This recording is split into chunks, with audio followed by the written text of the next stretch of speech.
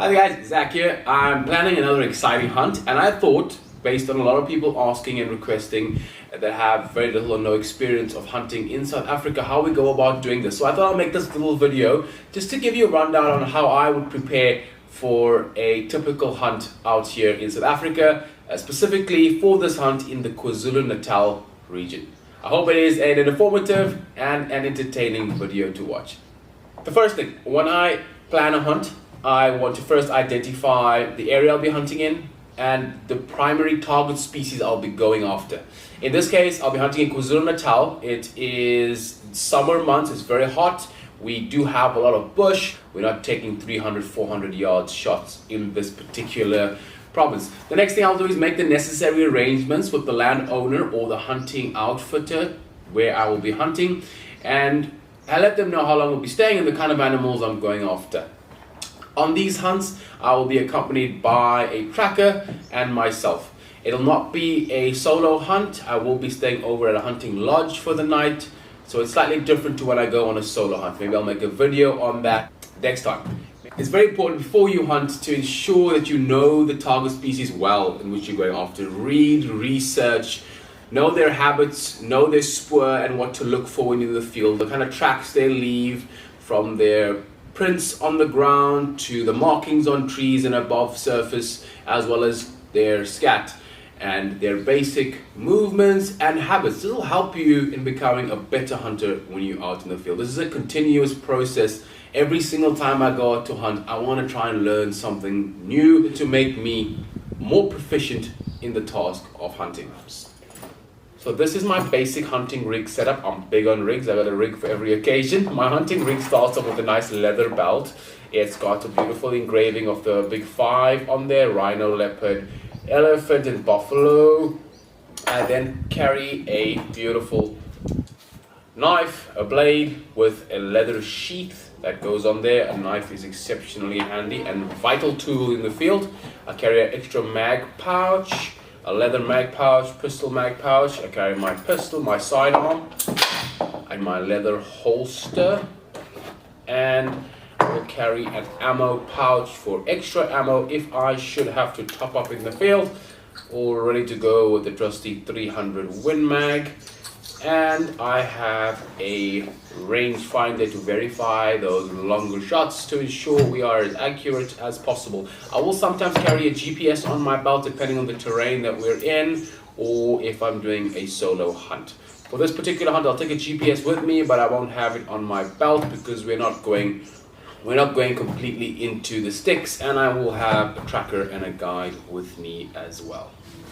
Guys, some other really important things to have in the bush when you're hunting is, number one, it's an indispensable part of your toolkit, and that is your binoculars. If you can't see your actual quarry or the animal you're going after, it becomes really unethical to shoot at things in which you're not certain of the species, the age of the animal, and the gender or sex of the animal. So a good pair of binoculars goes a long way. You also want to have some sort of method to attach the binoculars to your body. When you're out in the field, you've got a rifle, you may have shooting sticks, a whole bunch of equipment you're carrying with you. You always want to have your binoculars accessible. So you can buy a binocular strap. Most binoculars come with basic straps.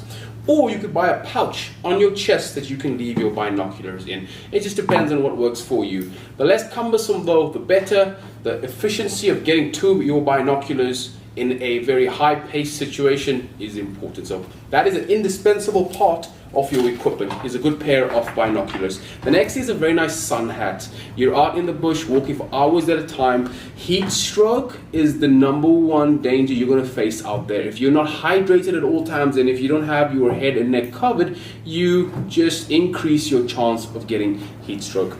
Another very important tool to have your equipment set is a pair of nice gaiters. So these will go around the bottom of your pants and your ankle to ensure nothing gets stuck into your socks or your shoes. Without these, a walk in the veld can be really unpleasant. So make sure you have a nice pair of gaiters.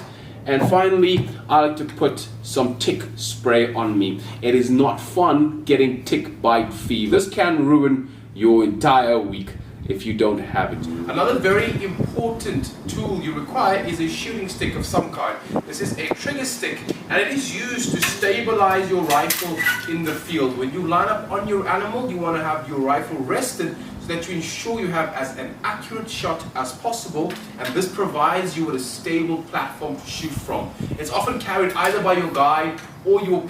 Shooting stick is a vital part of your list when going hunting. So this will be my rifle for the hunt. It is a bull barrel, Howa 1500 chambered in 300 Win Mag. It has a bipod on the front, a leather sling, and Nikka Sterling optic from 4 times magnification to 16 times magnification. It's a really awesome rifle. I'm really enjoying the caliber. I've hunted a few species with it so far, from bushbuck, nyala, and impala. That's the rifle setup for this hunt. Right guys, so I'm out here on the range performing the very important task of, before we go to hunt, we want to make sure our rifle is zeroed, meaning that where my crosshairs lie is where my shot hits. So when I zero my rifle before I go to hunt, I zero it at 100 yards. How do I check that? I have what is called a rangefinder. It's an apparatus we use to make sure we are at the required distance. So I look through it.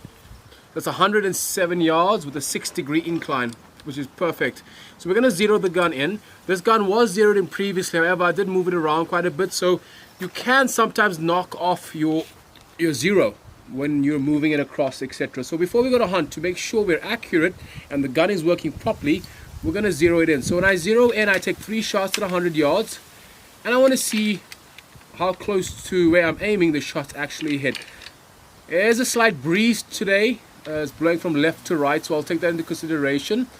When you're zeroing in your rifle, right, you've got to zero it into the actual cartridges you're using. For example, this is my 300 Win Mag, and I'm using Gromline soft point ammo.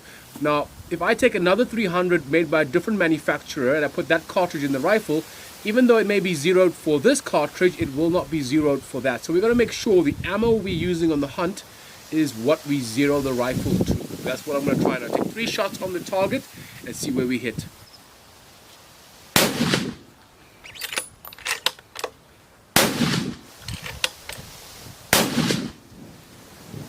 We did anticipate, we said there was a wind coming in from the left to the right, so I'm going to bring that in about 2 inches. So on my scope, I need to move my shots to the left. So I'll go about 4 clicks.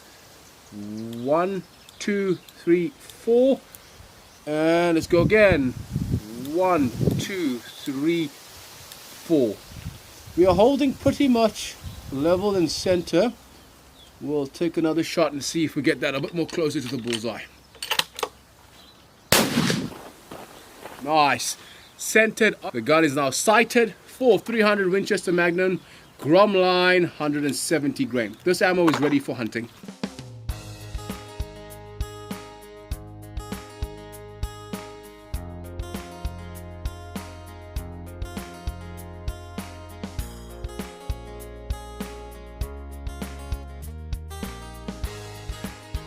So I've just settled in at the hunting lodge. It's been a beautiful drive. A bit of rain on the way. The roads were heavily muddy because we did experience rain in this area in the last week. I'm right next to the river.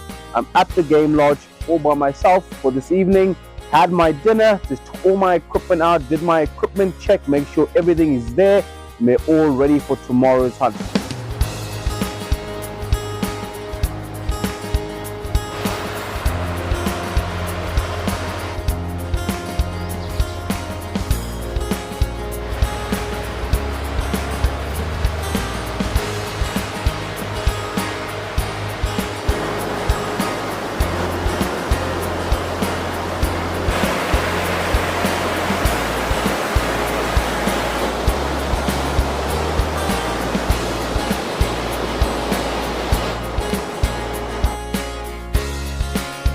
Guys, so I woke up to this beautiful sound of the raging river.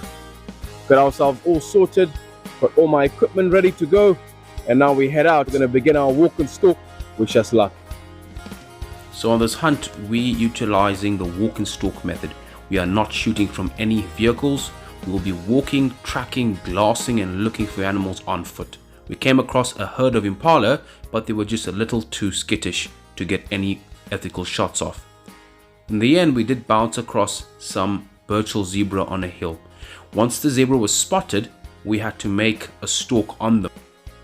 When stalking the zebra, we had to pay attention to where the wind was blowing, ensuring that the wind was always on our face so that our scent was not carried towards the animals, in which case they would be spooked and run off. We also had to hide our silhouette. The area I was hunting in didn't allow for a lot of cover, so I had to adopt a very low posture, trying to utilize as much cover as I could from the long grass.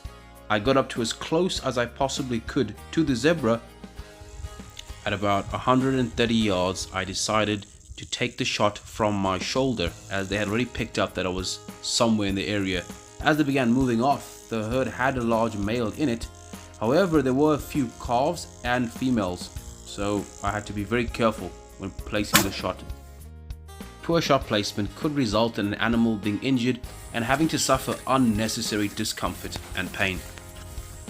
Thankfully, it was a successful shot into the vital zone, and all it required was one round.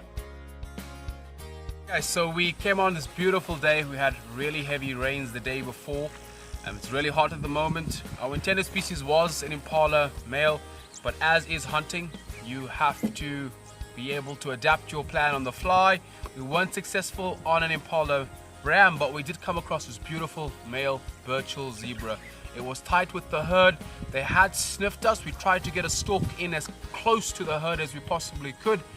They began to run, and as they ran, I didn't have time to get our rifle onto the sticks, so I took the shot from the shoulder with the 300 Win Mag. Thankfully, it was a successful shot through the vitals, and all it required was one cartridge.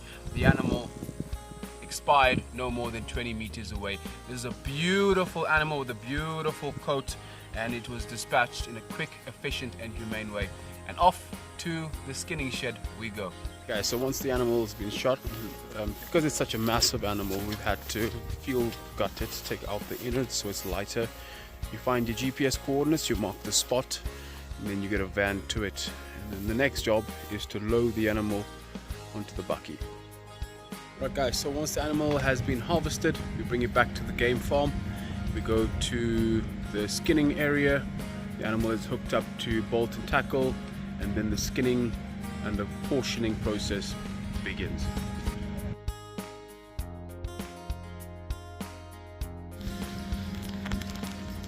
Once the skin is removed, it has to be salted to preserve the hide so that it can be sent off to the taxidermist. And guys, that concludes our hunt. Hunting always unknown variables, and this is the fun of the outdoors and hunting. You better be as prepared as possible, but always expect the unexpected. We were able to get a very beautiful specimen of a Burchell zebra. We will use the entire carcass of that animal, from the meat to the hide. I kept some meat for myself. I do have a little shorts video on YouTube where you can see me prepare zebra wraps, as well as I've sent the skin off to a taxidermist that will preserve the hide and create a beautiful, beautiful rug for me to remember and commemorate the adventure I had on this particular hunt. Guys, this video was just a very brief introduction to a basic setup to a hunt in South Africa. I hope it was educational and enjoyable. If you liked it, please hit a thumbs up, hit a subscribe. Your support keeps this channel going. And on to the next video. If it's something you guys enjoy, I plan on making more videos just like this.